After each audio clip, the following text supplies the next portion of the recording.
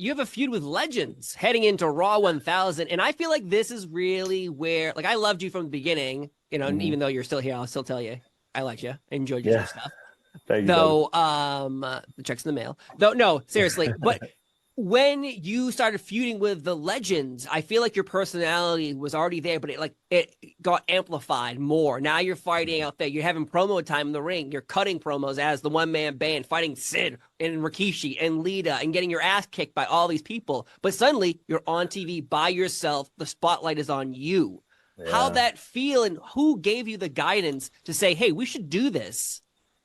The whole thing is that like Raw 1000's coming up. It's coming up. It's coming up. So you hear rumors about, oh, we're going to bring some legends in. Who knows who it's going to be? They'll do some backstage stuff.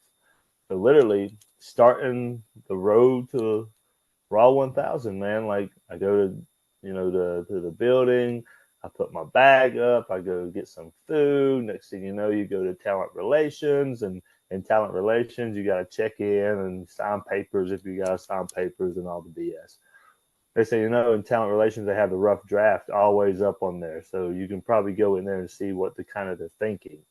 Man, I'm looking and I'm looking, and they say, it's like Heath Slater versus Vader. And I'm just like, the fuck? Hey, hold on.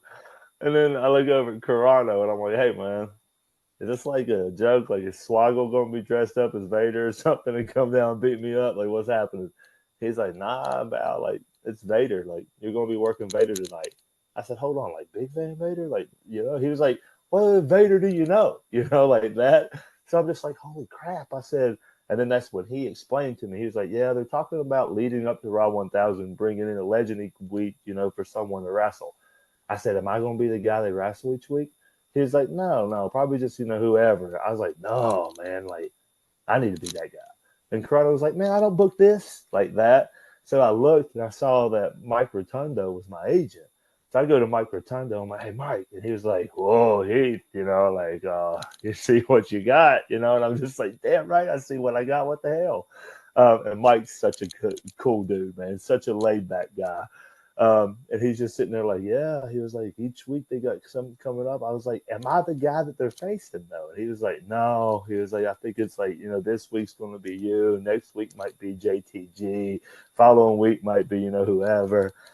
They said, I was like, nah, man, like I got to do this. And he was like, well, go talk to Vince. So I literally just go and I knock on Vince's door and I walk in and Vince is like, hey, come on in. And I'm like, hey, man, I see that I'm working Vader. Like, can I have that every week with these legends? And he was like, what? I said, like, bring the legends in, let me be like anti-legend. Like, oh, you old dudes, get the hell out, man. It's my time to shine. It's young kids' time to shine. And Vince was like, yeah, you're willing to do that? I said, damn right I am. He's like, okay, like, whatever. Easy, like that. And brother, from that day, with me just bucking up, being like, I'm going to go talk to Vince, it worked out. Like it was cool. And bro, I got to live my childhood. I lived my childhood. Like I remember being that 8, 9, 10, 11-year-old kid at the guardrail and seeing Vader walk by, seeing Sid walk by, like these giants. And I'm just like, whoa. And now I'm in the ring cutting a promo and their music's hitting and they're coming down in front of, 20,000 people and millions watching around the world. And I'm just like, what the hell is happening? Like, am I dreaming? I'm damn dreaming. I've had this dream before. I know I have. So it was like so surreal, man. Like it's awesome. Like I still like to this day is like that was some of the best highlights of my career just because I was 100% living my childhood. I mean, Sidney Lawford busted a record over my head with Piper in the ring and Wendy Richter. I mean, shit. Yeah. I mean, like I wrestled Road Warrior Animal, Kishi, DDP, Doink the Clown. It was Yeah. just, it just keeps going. The fact though you also wrestled Sid really is mind blowing to me because really I don't think we saw Sid since his leg injury in Yeah, WCW, and I think that was like 2000 or maybe 2001. And no, so it when his leg was. snapped in half on a pay per view, if you really want to see a gross thing, it's out there on the internet.